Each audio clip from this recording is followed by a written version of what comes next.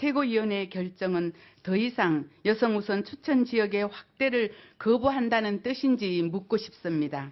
최고위원회의 이런 무책임한 결정에 대해서 우리 여성 의원들은 매우 유감스럽다는 뜻을 전합니다.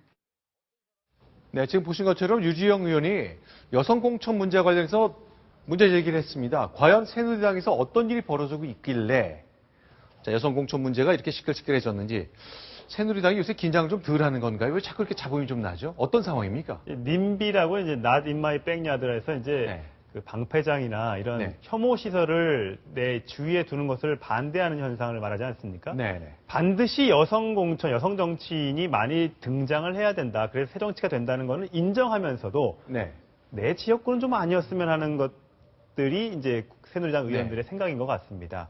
아무래도 이제 자기가 선거를 치르다 보면 자기를 도왔던 사람들, 또 앞으로 도와줄 사람들이 많이 있는데 주로 남자 후보들이다 보니까 그 사람들을 뭐 구청장이나 구의원이나 시의원이나 이렇게 공천을 주고 싶은데 새누리당에서 딱 전략 공천 지역으로 정해서 여기는 여성을 반드시 집어넣도록 하십시오. 이러니까 새누리당 의원들이 여기는 좀 빼주시면 안 되겠습니까? 다른 지역으로 하면 안 되겠습니까? 이렇게 하고 있는데 이왕 여성 공천자들이 공천을 받더라도 이왕이면 당선 가능성이 있는 지역에다가 배치를 해야 되는데 그래야 여성 당선자가 나오잖아요. 그렇습니다. 30%를 당선을 시키겠다고 얘기를 해놓고 만약에 정말 당선 가능성이 낮은 뭐 변두리라든지 새누리당이 가장 취약한 호남이라든지 이런 데 만약 여성 공천을 갖다가 시키면 과연 당선 가능성이 있겠습니까? 그러니까 새누리당에서는 그런 식으로 우리 할 만큼 다 했다. 그래서 우리는 공천했다. 하지만 떨어진 걸 어떻게 하느냐. 이런 식의 지금 얘기가 지금 자꾸만 나오고 있는데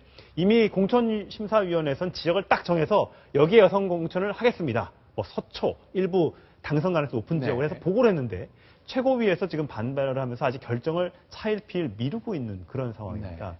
자, 그럼 대체로 여성 정치인을 30% 공천하겠다. 권고사항이라고는 했지만 일단 수치를 공개했는데 잘 안 되고 있는 거죠. 그리고 숫자를 맞추기 위해서 가급적 호남 쪽에 배치해서 숫자를 높이려는 노력. 이거 당당한 일 아닌 것 같은데요.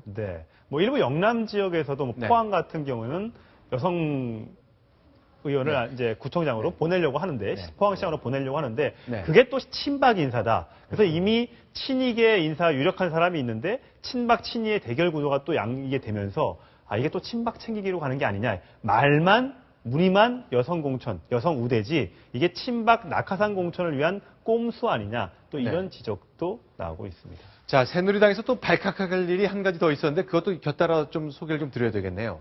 자, 정의구현 사재단 하면 작년부터 있었던 대통령 관련된 발언 때문에 논란이 굉장히 많았는데 같은 신부님이 비슷한 취지의 발언을 하면서 여권에선 발칵하는 일이 생겼습니다. 오늘 직접 있었던 그 음성을 통해 직접 들어보겠습니다. 뭐 통일 대박이니 무슨 규제 완화니 막 막고 대변 보고 밑도 압박근처럼 가기 때문에 냄새나서 그거 가까이 갈 수 있겠어요? 지금 독일 가서 아마 냄새 풍기고 다닐 겁니다, 정말로. 네, 어제 있었던 건데 박찬신 신부도 웃으시네요. 근데 대단히 좀 고약한 그런 발언, 그러니까 물론 정치적으로 대통령과 성향이 다를 수 있고요. 대통령의 뜻과 다른 의견은 피력할 수 있지만요. 저건 국가 원수에 대한 최소한의 예의도 지키지 않는 굉장히 고약한 발언이라고 생각합니다. 그리고 저런 발언을 한 다음에 조롱하듯 웃는 모습은 굉장히 적절하지 않은 모습으로 보이고요. 통일 대박 같은 얘기하면서 지금 독일에서 정상회의를 펴고 있는 대통령에 대해서 뭐 냄새를 풍기고 다닐 것 같다 이런 식의 발언은 저는 대단히 굉장히 부적절하고 문제가 있는 발언이라고 생각합니다. 자, 뭐가 무서운지 비행기를 타고 도망갔다. 이미 박근혜 대통령은 대통령이 아니니까 호칭도 붙이지 않겠다. 이런 발언을 내놓았는데요. 자, 주위에 계신 분들이 별로 눈살을 찌푸리거나 하지 않고 대체로 동의하는 눈빛을 보내주셨네요. 근데 지난해 11월에 또 약간 문제 발언을 또 내놨던 분 아니에요? 작년 11월이죠. 그렇습니다. 그래서 그때 어느 정도 경고가 상당히 있었고 국내 여론도 굉장히 들끓었고 거기에 대해서 천주교 내에서도 이런 발언은 적절하지 않다는 그런 지적이 있었는데 다시 저런 발언을 하는 걸 봐서는 상당히 좀 어떤 개인적인 수양이나 또 종교인으로서의 자세 이런 부분을 망각하고 있는 거 아닌가 하는 생각이 듭니다. 작년 11월 발언이 이런 거였죠.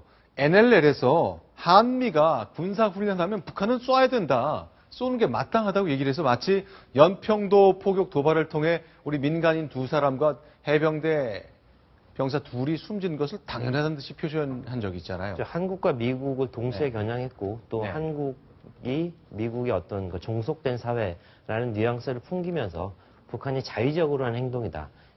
이런 얘기를 했기 때문에 납득할 수 없는 발언이었죠.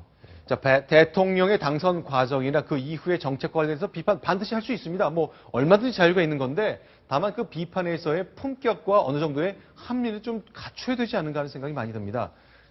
다양한 반응들이 나오고 있는데 이런 얘기들은 더 이상 좀 반복되지 않았으면 하는 바람을 좀 갖고 있습니다.